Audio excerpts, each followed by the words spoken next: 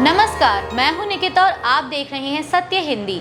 एक नजर डालते हैं अब तक की सुर्खियों पर। ईरान का यूएसएस अब्राहम लिंकन पर हमले का दावा। पश्चिमी इराक में बेस पर ताजा हमले में 7 लोगों की मौत। ईरान स्कूल हमले पर यूएन मानवाधिकार परिषद में होगी आपात बहस।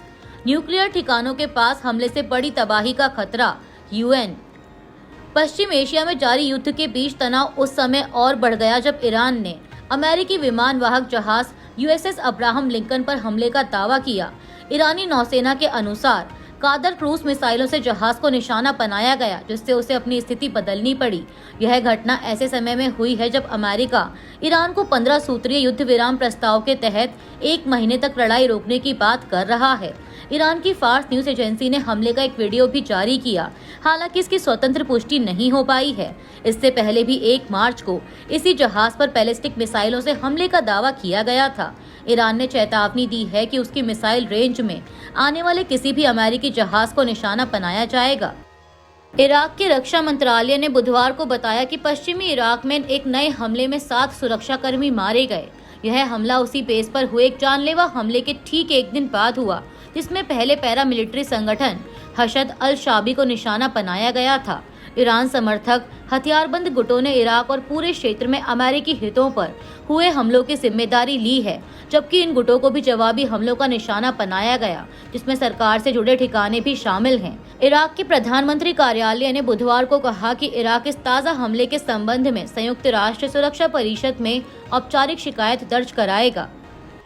यूएन मानवाधिकार परिषद इस हफ्ते पश्चिम एशिया युद्ध से जुड़ी दूसरी आपात बहस करने के लिए तैयार है, जिसका मुख्य विषय ईरान के एक स्कूल पर हुआ जानलेवा हमला है। परिषद के अध्यक्ष सिद्धार्थो रेजा सूर्योदीपुरो ने संयुक्त राष्ट्र की शीर्ष मानवाधिकार संस्था को बताया कि अंतर्राष्ट्रीय सशस्त्र संघर्षों में बच्चों और शैक्षणिक संस्थानों की सुरक्षा पर आपात बहस का अनुरोध शुक्रवार को किया जा सकता है। ईरान, चीन और क्यूबा द्वारा अनुरोध की गई यह बहस 28 फरवरी को युद्ध के पहले दिन दक्षिणी शहर मिनाब के एक स्कूल पर हुए हवाई हमले का स्पष्ट रूप से जिक्र करती है। इस हमले में कम से कम 165 लोग मारे गए थे, जिनमें से अधिकतर बच्चे थे। संयुक्त राष्ट्र के मानवाधिकार प्रमुख वोल्कर तुर्क ने कहा कि ईरान और इसराइल के न्यूक्लियर ठिकानों के आसपास होने वाले हमलों से बड़ी तबाही मचने का खतरा है। उन्होंने चेतावनी दी कि पश्चिम एशिया में चल रहे युद्ध ने बेहद खतरनाक हालात पैदा कर दिए हैं। संयुक्त राष्ट्र मानवाधिकार परिषद के सामने बोलते हुए, जहां देश खाड़ी क्षेत्र में तेहरान के हमलों पर एक आपातकालीन बहस कर रहे थे, वोल्कर तुर्क ने चेतावनी दी कि हफ्तों से चल रहे इस युद्ध में हुए कई हमले अंतर्राष्ट्रीय कानून के तहत गंभीर चिंताएं पैदा करते हैं। तुर्क ने आगाह किया कि इसराइल और ईरान दोनों ही देशों में न्यूक्लियर ठिकानों के पास हाल ही में हुए मिसाइल हमले इस बात को रेखांकित करते हैं कि हालात और बिगड़ने का कितना बड़ा खतरा है। देश एक बड़ी तबाही को न्योता दे रहे हैं।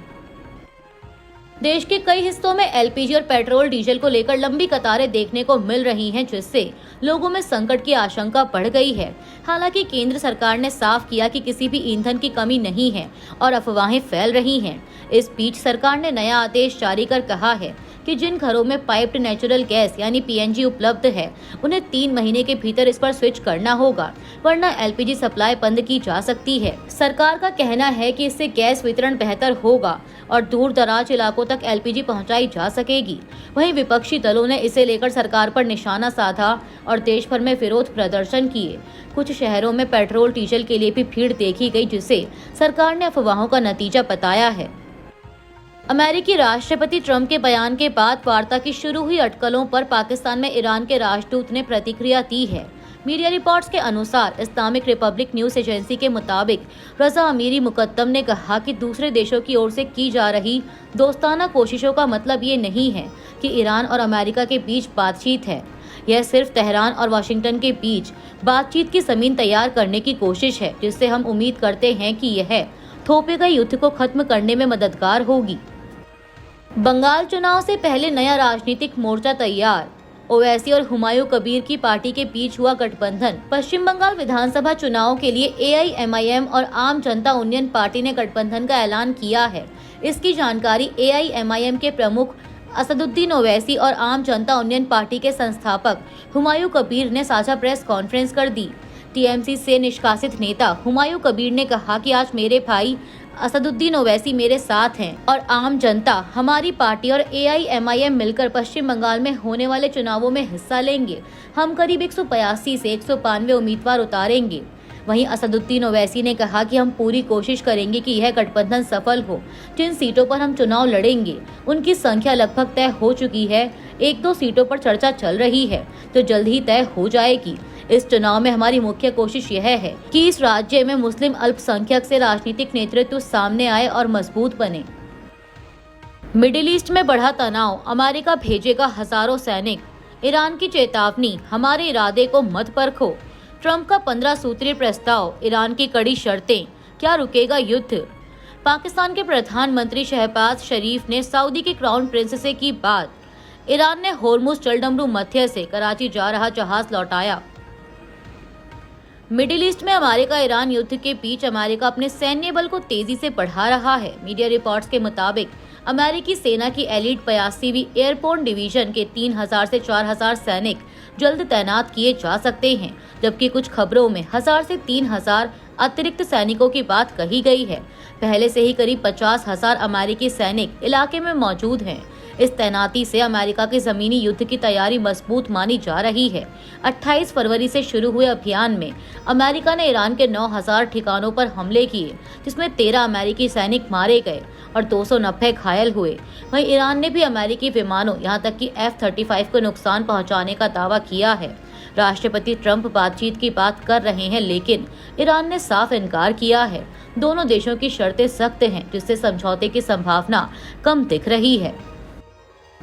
ईरान के संसद स्पीकर मोहम्मद बाकीर गालिबाफ ने वॉशिंगटन को चेतावनी दी है कि वह इस्लामिक गणराज्य के अपने क्षेत्र की रक्षा करने के पक्के इरादे को ना परखे।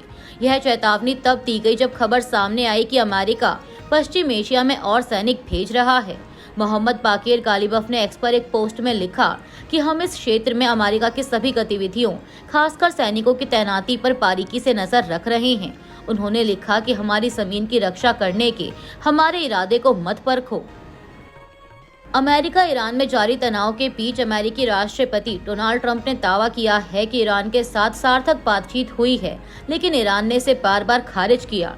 मीडिया रिपोर्ट्स के मुताबिक ट्रंप प्रशासन ने 15 सूत्रीय युद्ध विराम प्रस्ताव भेजा है, जिसमें ईरान के परमाणु और मिसाइल कार्यक्रम पर रोक, प्रॉक्सी समूहों को समर्थन बंद करना और होर्मुज जलडमरू मध्य खोलने जैसी शर्तें शामिल हैं। बदले में अमेरिका कुछ प्रतिबंधों में ढील देने को तैयार है। वहीं ईरान ने कड़ी शर्तें रखी हैं, जैसे अमेरिकी सैन्य ठिकानों को हटाना, सभी प्रतिबंध खत्म करना और हट जाना देना। ईरान के अधिकारियों ने साफ कहा है कि कोई बातचीत नहीं हो रही और अमेरिका खुद से ही बातचीत कर रहा है। पाकिस्तान के प्रधानमंत्री शहबाज शरीफ ने सऊदी अरब के क्राउन प्रिंस मोहम्मद बिन सलमान से फोन पर बातचीत की है। इसकी जानकारी शहबाज शरीफ ने सोशल मीडिया पर दी। पाकिस्तान के प्रधानमंत्री ने बताया कि मैंने हाल ही में सऊदी अरब पर हुए हमलों की फिर से निंदा की और इस चुनौतीपूर्ण समय में सऊदी अरब के साथ पाकिस्तान की अटूट एकजुटता और स्पष्ट समर्थन को व्यक्त किया। साथ ही मिडिल ईस्ट में जारी संघर्ष के दौरान सऊदी अरब की ओर से बरते गए संयम की सराहना की। इसके अलावा उन्होंने कहा कि मैंने क्राउन प्रिंस को क्षेत्रीय शांति और स्थिरता के लिए पाकिस्तान के कूटनीतिक प्रयासों के बारे में भी जानकारी दी। हमने आपसी समन्वय बनाए रखने पर सहमति जताई। बता दें कि पाकिस्तान ने मंगलवार को ईरान युद्ध खत्म करने के लिए शांति वार्ता में मध्यस्थता की पेशकश की थी। इस बीच अमेरिकी और इस्राएली मीडिया में दावा किया गया कि अमेरिका ने समझौते के लिए पाकिस्तान के जरिए ईरान को 15 सूत्रीय प्लान सौंपा है।